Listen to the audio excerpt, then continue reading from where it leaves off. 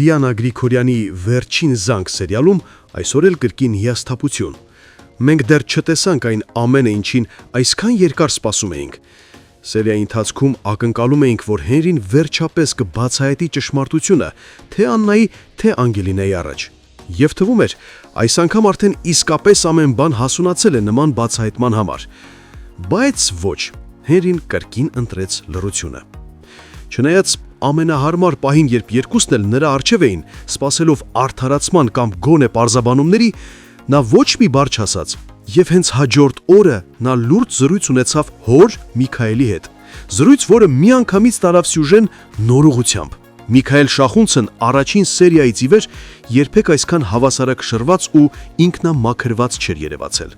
Միշտ ամենածանր ու պատասխանատու պահերին նա ցինիկ էր, սառը եւ հաճախ անարդար, բայց այս անգամ բացառություն եղավ։ Նա որդուն ասաց այն, ինչ ոչ ոք չէր սպասում։ Ասաց, որ պատրաստ է ընդունել Անգելինային որպես Հենրիի կին, պատրաստ է տեսնել նրան իրենց տանը որպես հարս։ Եվ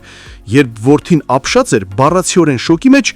Միքայելը շարունակեց խոստովանելով, որ իր ողջ ամուսնական կյանքի ընթացքում ոչ մի օր երջանիկ չի եղել։ Եվ հիմա նա չի ցանկանում, որ իր որդու կյանքը կրկնի իր սխալները։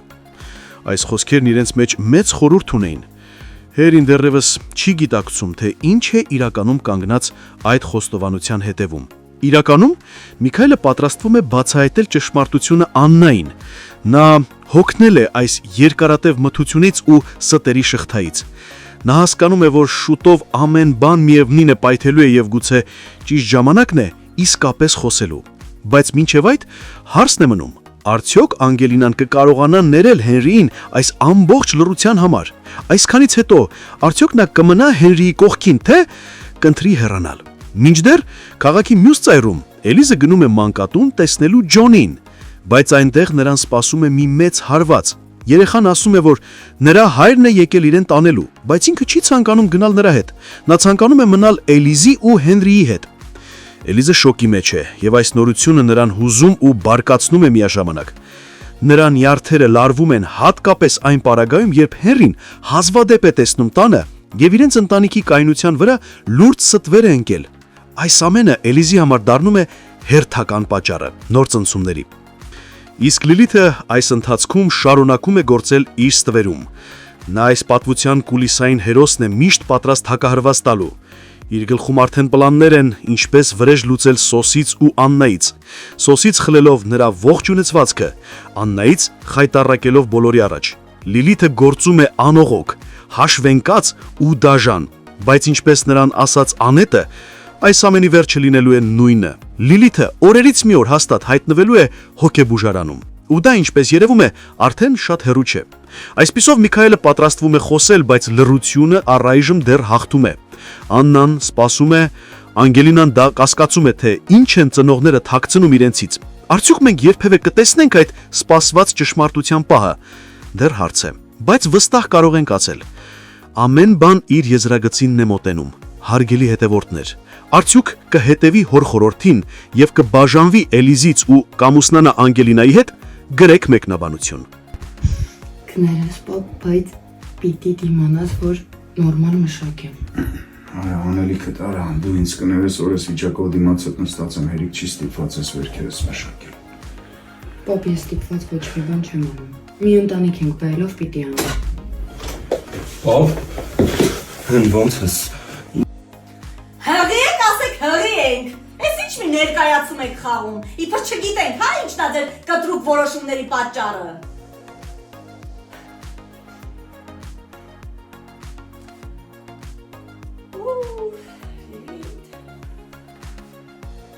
Հարցեր եք տալիս հեռուստասերիալից, արդյոք մենք վերջում միասին ենք լինելու, անկեղծ չգիտեմ, իսկապես չգիտեմ ավարտը, մենք անգամ ընթացքը չգիտենք, բայց ըստ իմ լոգիկայի, ես որպես հեռուստադիտող, կարծում եմ, որ այո, շատ դժվարությունների միջով ենք անցնում, բայց եթե ուղիղ համեմատականներ տանենք իրականության հետ, ապա չէ, միասին չպիտի լինենք, որովհետև Եզակի դեպքեր են, երբ իրապես հաղթում է սերը ու ամեն ինչ լավ է լինում։ Իհարկե քուր ու եղբոր հետ կապված չէ, բայց սիրելու հետ կապված է։ Ունեմ վառ օրինակներ, որ չէ, իրականում սերը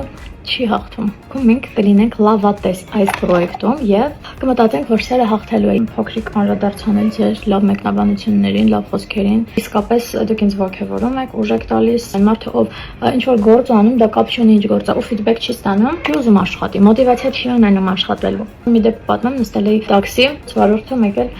ստացի ռեակցիա բուրըն, վայ, Անգելինա 40 տարեկան մի մարդ, Էլենը մեջ ճանաչում եմ, խոսում ենք սիրով լավ, բայց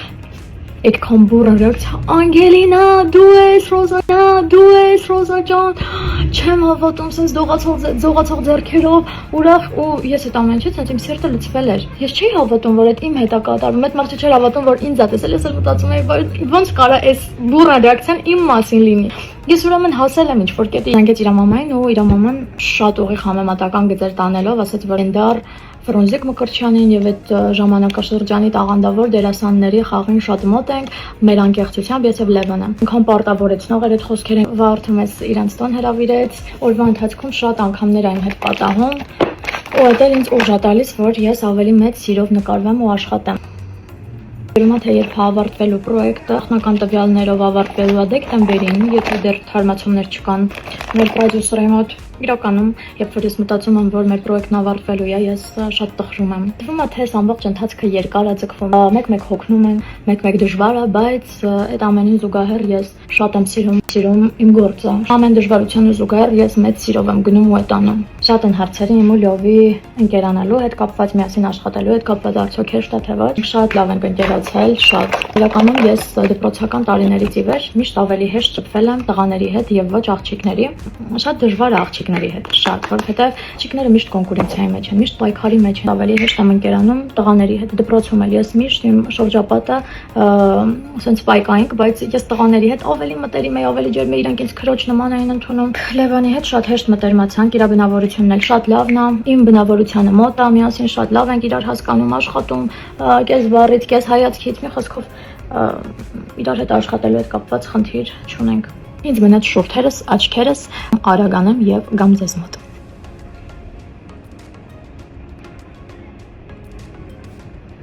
Այո, վերջ։ Այս պահին Լիլիթ եմ դարձել ու պատկերացնում եք, եթե Լիլիթը երգեր Моя душа такая нежная, у колонны каскасвеш. Ոնց կարանք դու նежная душа ունենաս, սերվա։ Սերունդա բստյարվի։ Հենց նոր իմացա, որ մենք վերջում միասին չենք լինելու։ Տեսարան եմ անցնում, ձեր ամենասպասված տեսարանն եմ անցնում։ Սպասում եմ Լյովը գա, որ խաղ